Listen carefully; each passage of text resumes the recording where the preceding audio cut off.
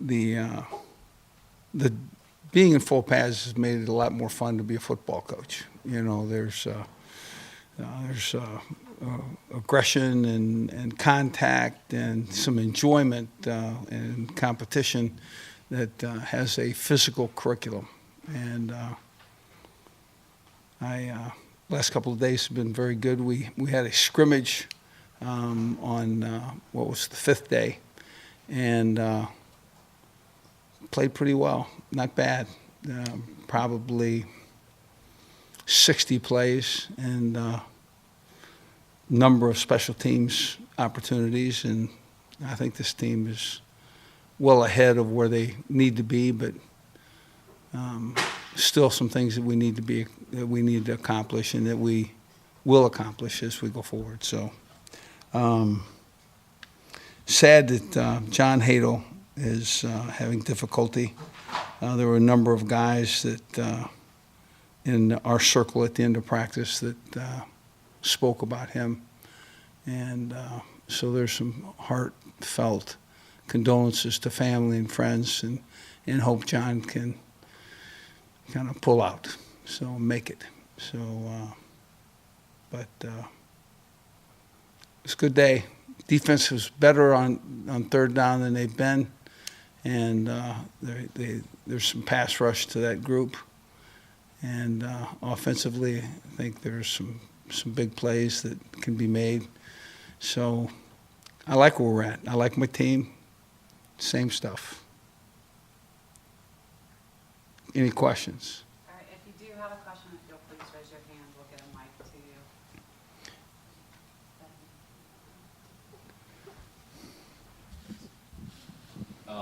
you. Any position group or players in particular that have really stood out for you so far at camp? Well, the at linebacker with Kyron Johnson, you know, moving inside, to me, he's made a tremendous difference in that team. I think Parker and Azur are.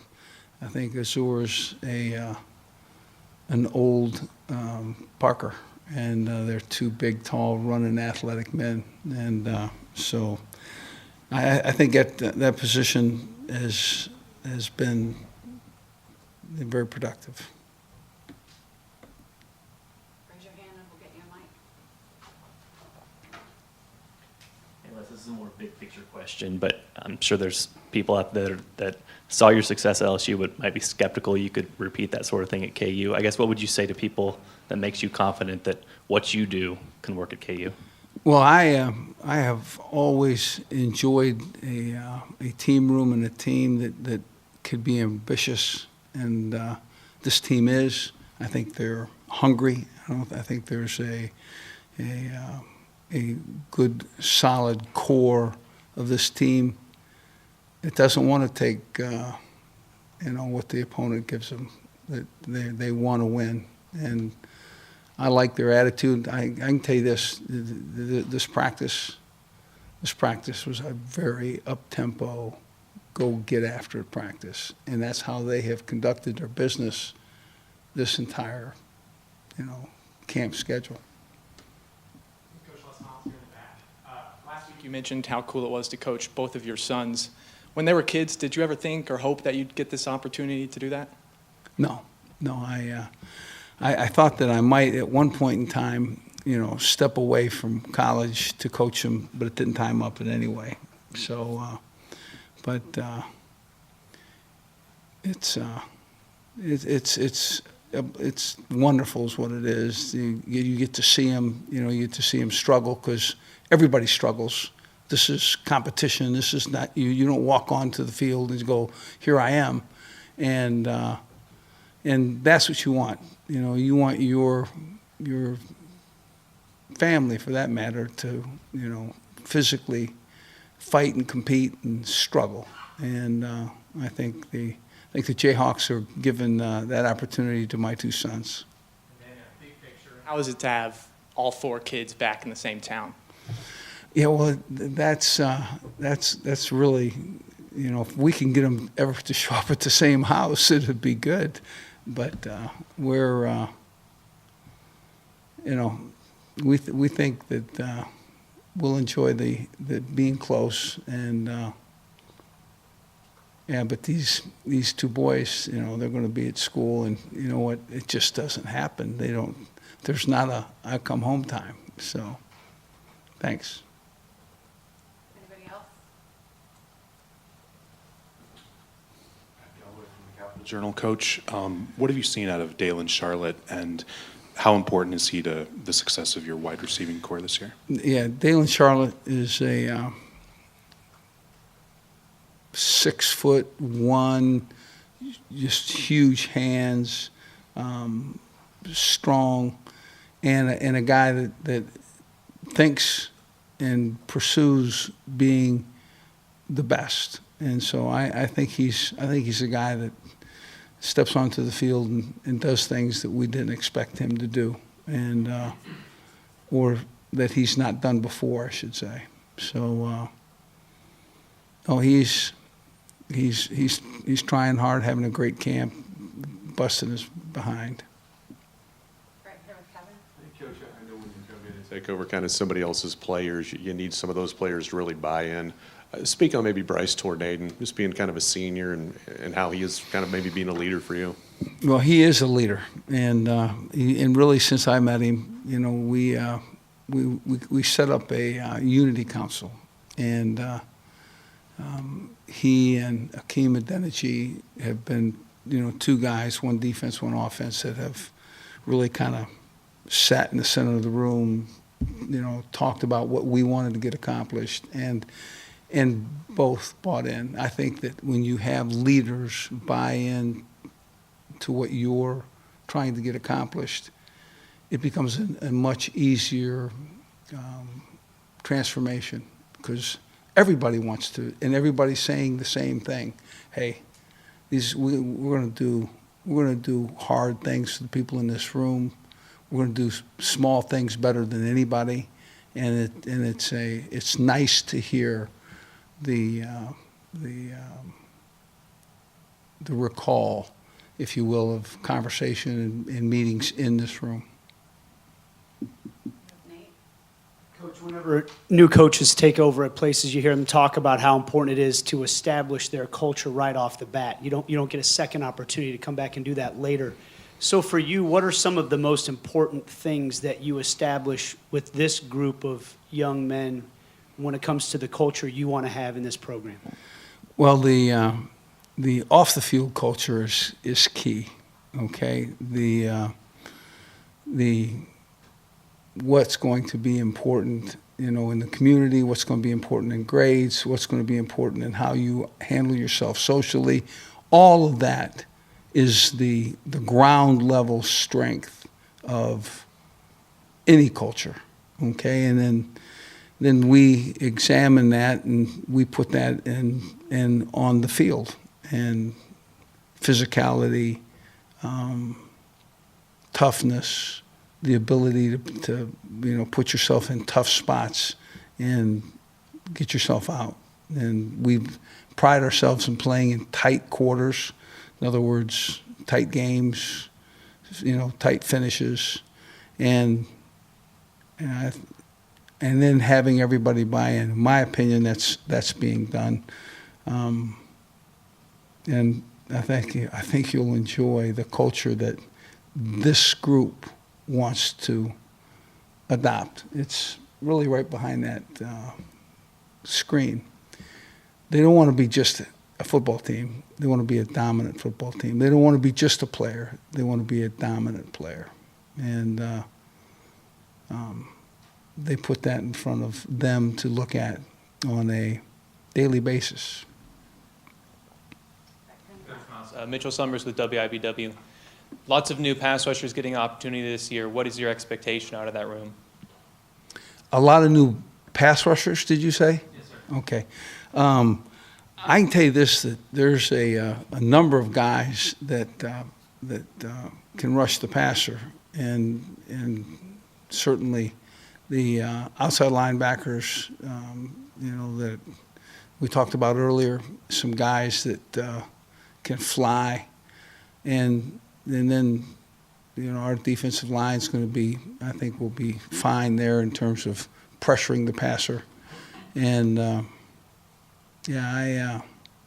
we would expect that we'll be able to put a quality pressure on all the teams that we play, and in a bunch of different ways. If you can't get it, with a four-man rush, then maybe you get it with a couple extra linebackers and take a couple defensive linemen out and make it a four-man rush. But it's just a little different, more athletic group. So I would expect that we would be fine there. Let's take a couple more. Over here, Scott. Who has impressed you specifically on the inside of the offensive line and specifically with snapping? I know you guys are working under center a little bit too. Is any issues with that? We had a pretty decent day today, and then back into the practice, we had a couple hit the ground. But I don't know that was the center's fault so much as maybe the quarterbacks. And but I don't think that there'll be a real issue with the. We've always been involved in two huddles and two different styles of snaps, and I don't see it as an issue. And anyone standing out on the inside of the line right now? Inside of the line, Oppie Maine is probably a little ahead of the other group and the other guys, but I think that the defense. I think the offensive line's more physical and in better shape, and really going to give us a great play. Coach, going back to receiver, in addition to Dalen, when you're trying to replace the top three pass catchers from a year ago, who else is emerging? Who's been consistent in camp? Did I mention Kwame Lassiter? Oh, he's had a really good camp. Stephon Robinson's had a really good camp. Andrew Parchment's had a very good camp. We got a little nick in one of a couple of the guys, but we think that they'll be back certainly in the next 3 days, 4 days. But that group has been daily catching balls, running the routes the way they're supposed to be run, and giving leadership. That's a great group. Coach, special teams in the Big 12 is always a big challenge, something that Mark Mangino made inroads with. When he first came here, we haven't really replicated that, but can you talk about special teams, your feelings about that, not only the kickers, but your coverage units, and have you identified a nucleus of cover guys that you think can really be difference makers? Yeah, you have to have speed under a ball when you punt it or kick it, and we're really going to have it. We took a couple of linebackers, a couple of kind of the recruiting that we've done has really spoke to what would be speed under our specialty kicks. Our kickers certainly are having some good competition with Liam Jones and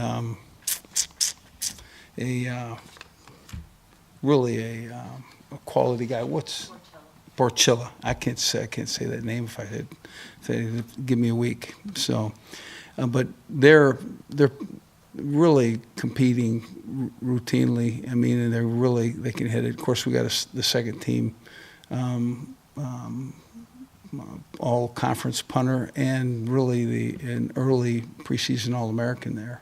So I basically we took a nice return man. I think we got a number of guys that'll go out there and work on that and decide that along with Stephon Robinson and Kwame that there's some other guys that maybe will pursue and compete in there. So I have always been a special teams guy.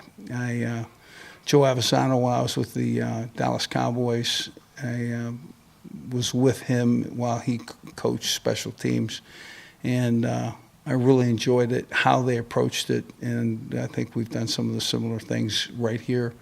And I think our guys will really enjoy playing special teams. It's a great group of guys. It's offense, defense, and special teams, and the defensive players, generally speaking, donate their talents and skills to special teams, okay?